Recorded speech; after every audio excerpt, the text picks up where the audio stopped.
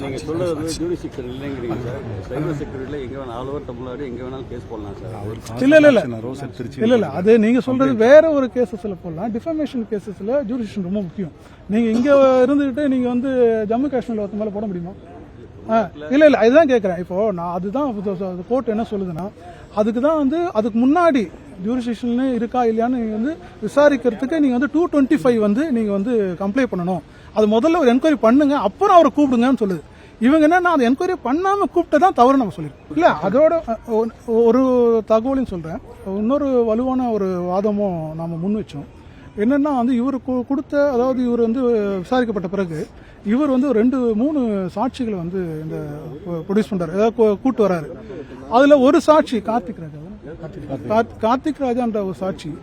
அவர் வந்து என்னன்னா நீதிமன்றத்தில் வந்து ஏறி சாட்சி சொல்லும்போது கையில் ஒரு பேப்பர் வச்சுட்டு படிக்கிறாரு. பேப்பர் வச்சுட்டு படிக்கும்போது நீதிபதி இப்போ உள்ள நீதிபதி அந்த அவங்க இல்லை, வேற ஒரு நீதிபதி, பொறுப்பு நீதிபதி, அவர் வந்து என்ன படிக்கிறீங்க, என்ன பேப்பர், அது பேப்பரை கொடுங்கன்னு சொல்லி கேட்கிறாரு.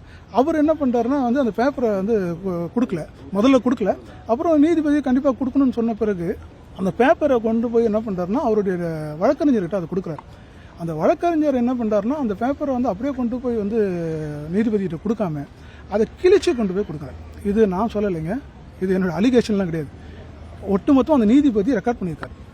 அந்த எவிடன்ஸ் அந்த கார்த்திக் என்ற அந்த ரெக்கார்ட் பண்ணும்போது இதை வந்து அது வந்து 5 வரியில் இது மொத்தமாக சொல்லியிருக்காரு. நான் கேட்கும்போது கிழிச்சு கொண்டு வந்து கொடுத்தாரு. அதன் பிறகு வந்து அவர் சொன்னார், நான் பார்த்து படிக்கலன்னா நான் மறந்துடுவேன், எனக்கு சொல்ல தெரியாதுன்னு சொல்லி சொன்னார் அப்படின்றது it's record of the court. அதுல சொல்லியிருக்காரு. இதுவரையும் 3 சாட்சி, அதாவது இப்ப சாட்சி இல்ல சார், அவர் சப்போர்ட்டிவா ஒரு 3 பேர் விசாரணை பண்ணிருக்காங்க. அவங்க சாட்சியா கூட எடுத்துக்க முடியாது, அவங்க சப்போர்ட்டிவா வந்து ஒரு 3 பேர் மட்டும் வந்து விசாரிக்கப்பட்டிருக்காங்க. அவ்வளவு. இப்போ வந்து அவங்க வந்து உரிய உத்தரவை வந்து, அதாவது இந்த வழக்கு உகந்ததா, விசாரணைக்கு அதாவது அடுத்த கட்டமா விசாரணைக்கு இதை வந்து எடுத்துக்கலாமா வேணாமா நாங்க டிசைட் பண்ணி நான் உத்தரவு போடுறேன் 4-6 தள்ளி வச்சிருக்காங்க.